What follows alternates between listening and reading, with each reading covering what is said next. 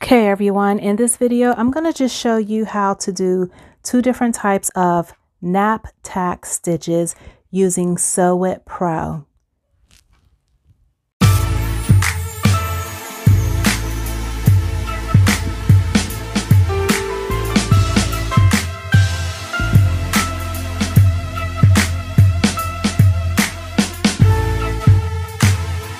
Okay, so for this design, I'm going to be using Sew It Pro to add what we call a nap tack stitch behind some lettering.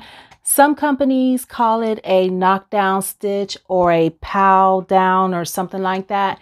But essentially, it's a set of stitches that will go down before your main design so that it knocks down the pow so that your stitches don't get lost in towels or washcloths or blankets, you know, whatever might have high pow.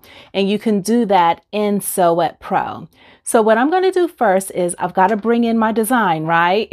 So I'm going to use a design which is the Simone font to create a word, and that will be stitched onto the towel. So let me find my word, my font, I should say. It is Simone. And I'm going to use the 2-inch letters. And I'm going to be using a 5x7 hoop. So I've got my B right there. And you notice when I first pull it up, it pulls it up into a 4x4 hoop. And that's just because it's just that one letter, and that one letter is 1.44 by 2.04 inches, okay? So what I'm going to do now, I'm going to go up here to the hoop icon, and I'm going to just change the hoop size. I'm in Brother because that's the type of machine I'm going to be using, and I'm going to select a 7x5 because I wanted to go in that direction. So I'm going to select this icon here. I still don't know if that says ICV. I don't know what that says. But anyways, I'm going to select that, and it pulls up the panel with all of the letters from that font. Because they're not like identified, you have all the different sizes running one right behind the other. What I try to do to make sure that I am using the same letters within the same font size, I try to find the first letter I pulled up to make sure it is the same size as the original letter. That way I know that I'm using all letters that are in that 2-inch font space. So I'm going to move this over a little bit, and I'm going to just pull up the rest of my letters so that I can get my design together. That pulls way out there, and the rest should follow suit correctly.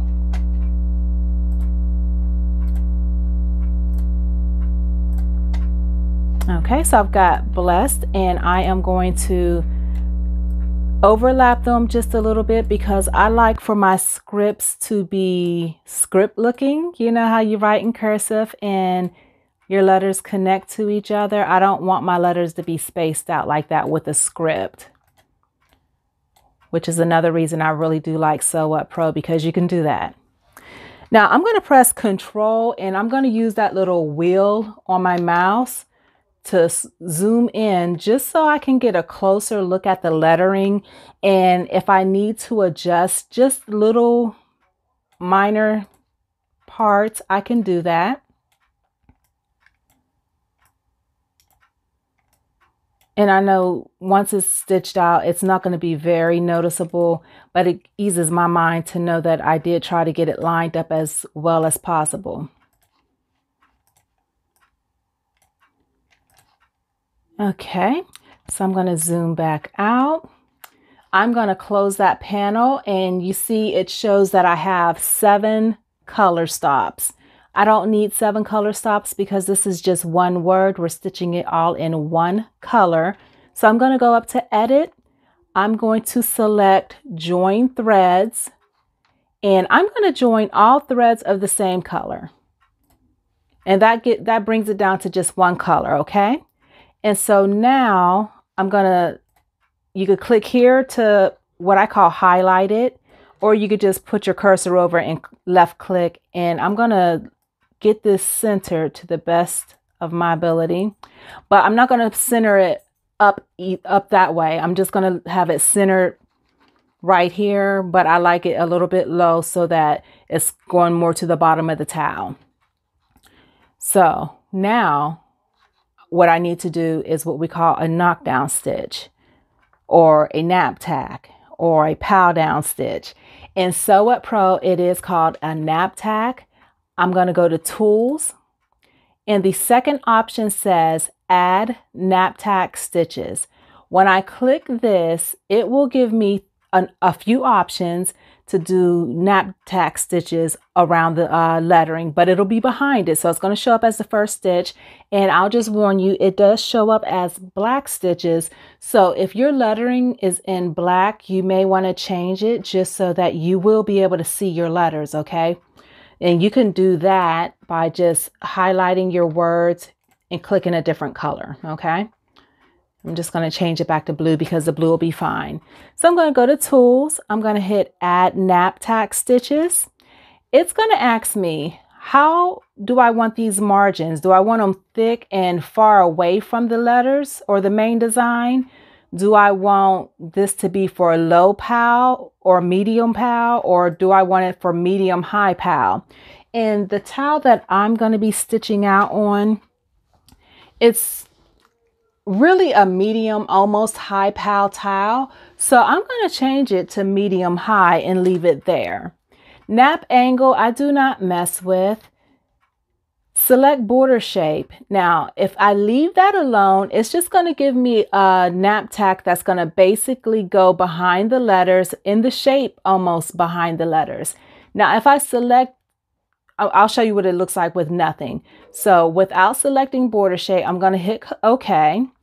And you see, it's like right behind the letters and almost shaped like the words. Okay.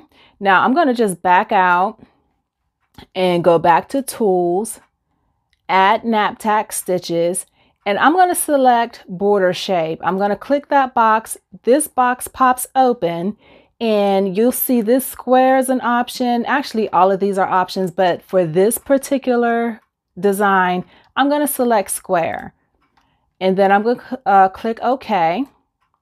So now select border shape is checked off. I'm not going to mess with my margins. I want to keep them at 3 because that's a good distance to me. The nap pow, medium high, and I'm not messing with that nap angle degree. I'm going to click OK, and I'll show you how it looks now in a minute or two. Okay, you see it gives you a rectangle. I was going to say a box, a rectangle around it. And I could probably have stood to brought that margin in a little bit, but for the top, but it would have been too far in on the side. So I'm just going to leave it where it was at 3. That's fine. And so now I am going to save this design and put it on my flash drive and take it to the machine, and we'll get it stitched out in just a little while. Okay, so for this, I am going to hoop tearaway stabilizer. This is tearaway. It's like the paper stuff, okay? So I've got my 5x7 hoop, and I promise one day I'm going to clean my hoops. It's just not going to be today. Okay, I've got my tearaway hooped, and I always check to make sure it sounds kind of like a drum. I don't know, that's how I know that it's in there tightly. And now I'm going to take my towel and I'm going to stitch the end opposite of the tag. The tag is up here, so I'm going to stitch down on this part. So I'm going to fold my towel in half so I can find the center mark. And remember, on your hoops, you'll have these little nodules that will designate the centers of your hoop. So if you drew a line here and drew a line here, this would be dead center. Okay. So I'm going to fold my towel in half so I can line it up here. And I know within the design, the way I saved it, it's going to stitch to where it'll stop right about here in the hoop. So this will be fine right here. Okay. And I do like to make sure that it is lined up pretty well, because you don't want a crooked design. I don't care if it's going on yours, or if you're selling it, you want to make sure that it's right, or as right as possible. So I've got that in there, and I am going to do one pin down here at the bottom to keep it in there. No, I don't hoop very many things. I just don't. I know a lot of people worry that their items will shift if they float too many things. I like my pins, and that prevents that hoop burn, because sometimes the hoop burn will come out if you just spritz it or whatever. But I've seen too many cases, that's just me getting this water soluble. I've seen too many cases where it doesn't come out and it makes the item look terrible. Okay, so if I can float it and get it right, I do so. Now this is Solvay, which is a water soluble stabilizer. Some people just call it a topper, and I use that on top of the towel because you want to make sure that you've got some smooth action going on here. And I'll continue pinning everything down now. I just used the 2 pins initially to get it in place, and then I'll go through and pin it down very well with the Solvay, okay? So I will finish pinning this and I'll meet you back at the machine.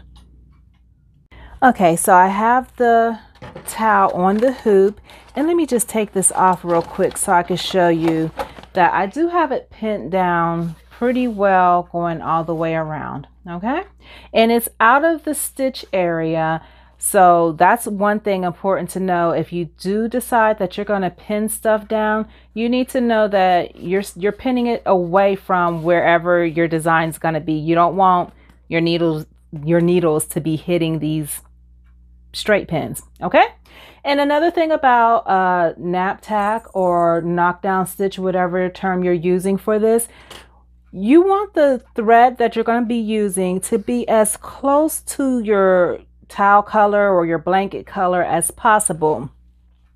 Now I have 100 different colors of gray, and I do not have this exact gray, so I'm going to go with this particular color. It's in the gray family. I'm not sure what shade it is, but that's what I'm going to use as the nap tack, and then I will do the actual font, the script, in the main color. Okay, so let me get this hooped up.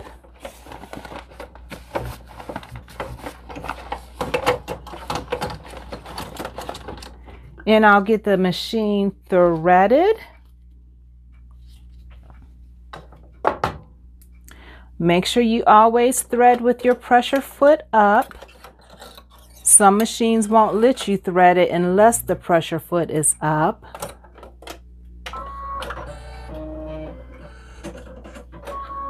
Okay, and I'm going to find my design that I forgot to pull up.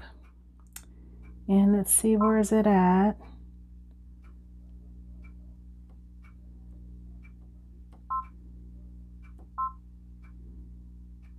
Did I not save it?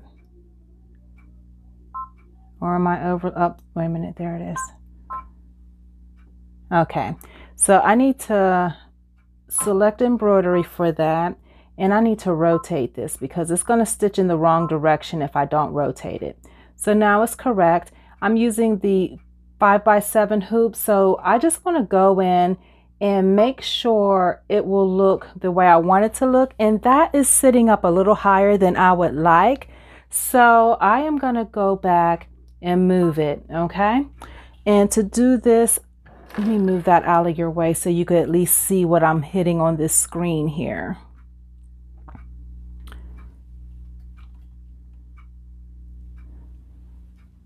Okay, let's see here.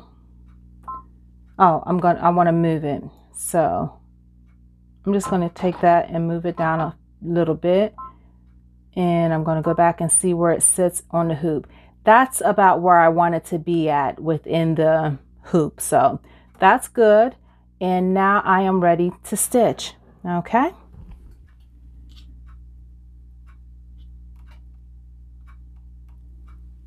I'm going to lower the pressure foot, and it's going to stitch the nap tack. And now this is going to take a little bit of time.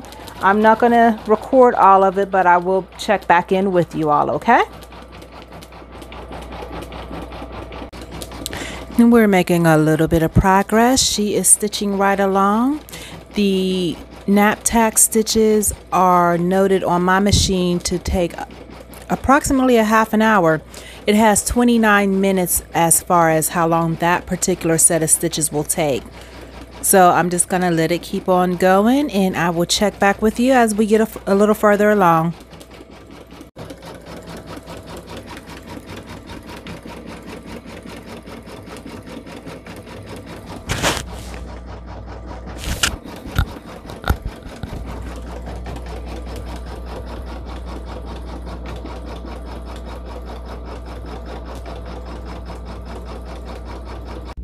Okay, so the nap tack stitch is complete, and this is what it looks like. There's a little area right here that I'm going to trim because I actually ran out of bobbin thread, and I had to backtrack to make sure that everything was getting covered up as far as stitch was concerned. But anyways, this is what it looks like. And so now I'm going to run the stitch that's going to stitch the word blessed across the top of it, okay? And see here, let's get this back in the hoop. Let's get it back in the machine.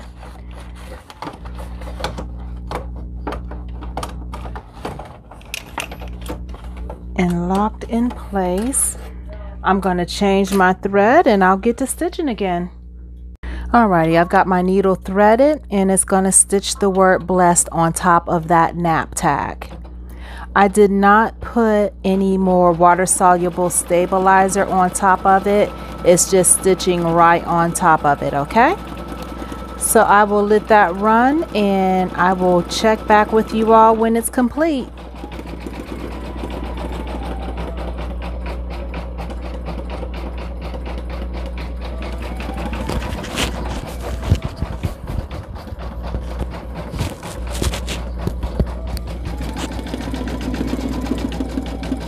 Alrighty, it is complete, and I didn't even catch it while it was finishing up.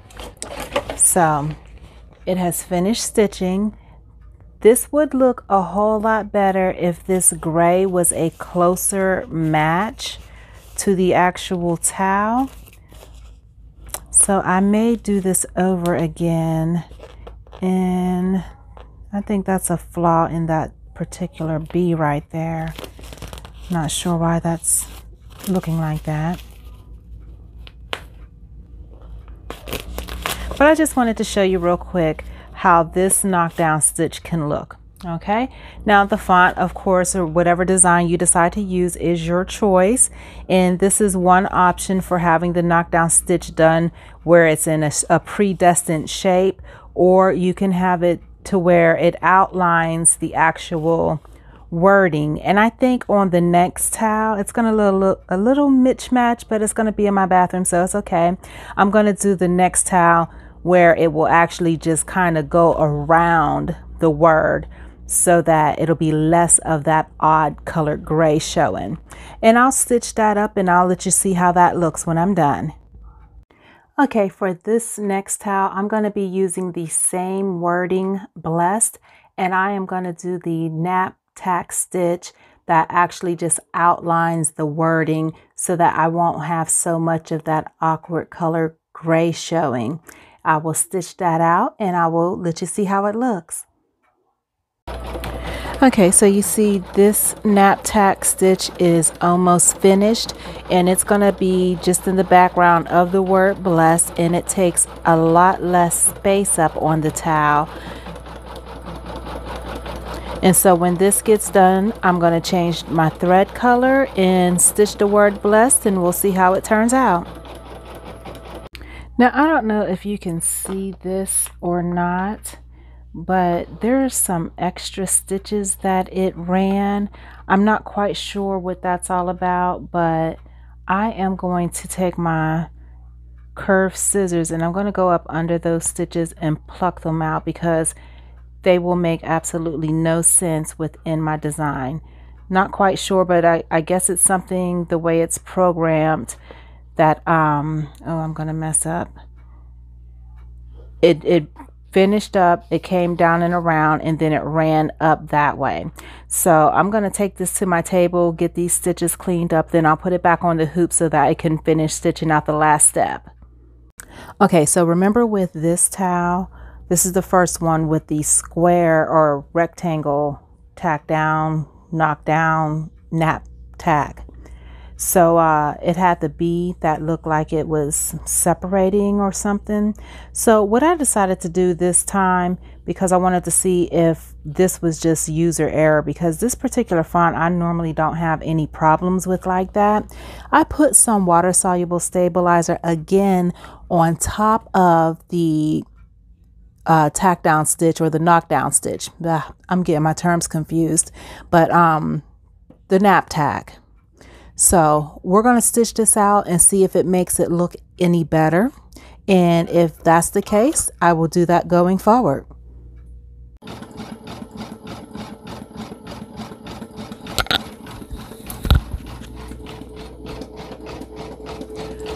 Okay, it is stitching along. And we'll see how it looks when it's finished.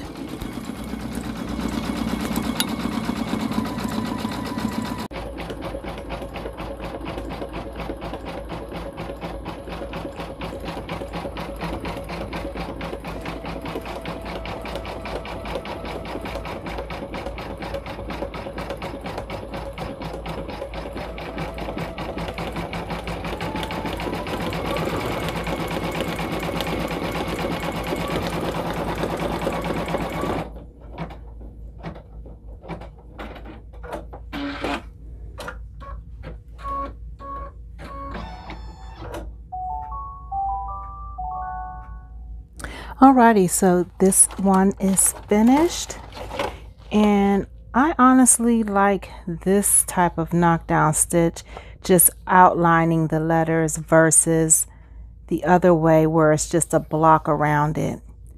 So I'm going to clean this up and I'll show the two side by side. Alrighty, here you have it, two different nap tack stitches that were done in Sew It Pro, so that the pow from the towel could be knocked down to allow a smoother topping for the design, the main design, to be stitched on. I actually do like this version better than this version because this just looks kind of boxy and it reminds me of a patch, but this truly just looks like it's outlined, and it's not so obvious, in my opinion, that the gray is not this, an exact match, where this you could tell that it's not the same color gray. So those are the two different ways you can do your nap tack stitches in Sew It Pro, and try it out, see how you like it.